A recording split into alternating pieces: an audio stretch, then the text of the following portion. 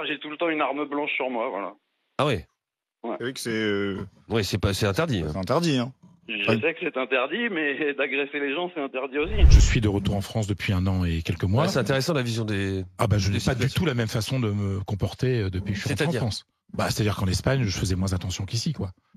Vraiment, enfin, je veux dire, ça n'a absolument rien à voir. Tu habitais Madrid. J'habitais Madrid, donc une capitale, Voilà. une grande ville. C'est-à-dire que j'ai réappris certains réflexes en étant en France et à Quoi, Paris par concrètement, de faire beaucoup plus attention à moi, quoi, de regarder dans les transports en commun, de toujours, tu touches ton jean, voir si ton portefeuille il est bien dans ta poche. Voilà, il y avait une insouciance à Madrid dans la vie quotidienne que j'ai perdue en vivant à Paris. Ça, c'est une réalité. Je veux dire, Et est-ce que tu voyais plus de policiers dans les rues de Madrid qu'à Paris ? Alors oui, il y a beaucoup plus de policiers et c'est Perico qui en parlait il y a quelques jours. Il y a aussi un respect de la police et de la gendarmerie qui s'appelle la Guardia Civil en Espagne, qu'il n'y a pas ici. C'est-à-dire que je peux te dire que tu bronches pas face à la police et à la Guardia Civil. Il y a une peur de la police qu'il n'y a pas en France. Et donc automatiquement ça change le rapport. Et c'est vrai que cette petite délinquance au quotidien qui te pourrit la vie, c'est vrai qu'à Madrid je ne la ressentais pas. Ici je la ressens.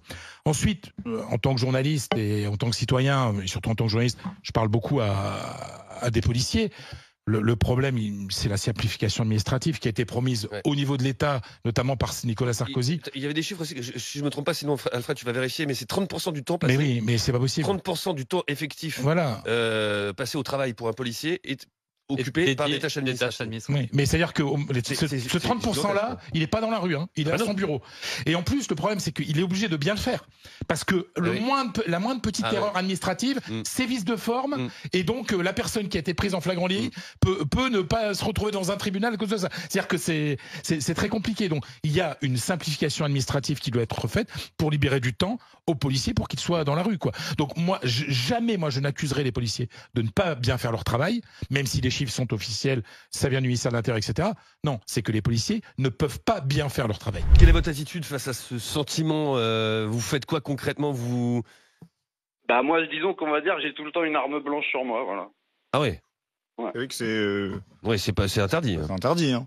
Je sais que c'est interdit, mais d'agresser les gens, c'est interdit aussi. Oui, mais vous savez que malheureusement, la justice est ainsi faite. Si vous répondez à une agression et que vous commettez donc un délit, vous serez en tort. C'est malheureux, mais c'est la vérité. Oui, mais il sera potentiellement condamné. Je vais pas sortir mon couteau pour un truc comme ça, mais on va dire en fonction de ce qui m'arrive, voilà. De ce qui m'arriverait plutôt. Mais est-ce qu'il y a déjà eu un antécédent pour que vous soyez amené à porter un couteau ? J'ai déjà eu des amis, qui ont été embêtés par des personnes. Mais vous n'avez jamais été agressé ? Personnellement, non, mais on va dire c'est pour me rassurer ou pour me sentir plus serein, quoi. Et vous serez prêt à sortir le couteau si quelqu'un venait à vous menacer ?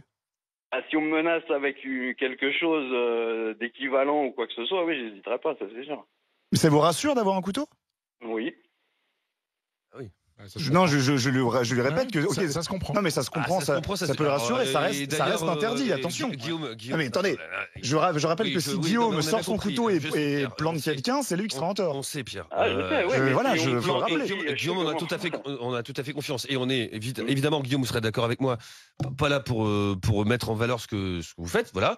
Mais on n'est pas là pour le juger non plus. Non, mais je le rappelle. Non. Comme il y a plein de gens qui ont des battes de baseball dans leur voiture, quoi.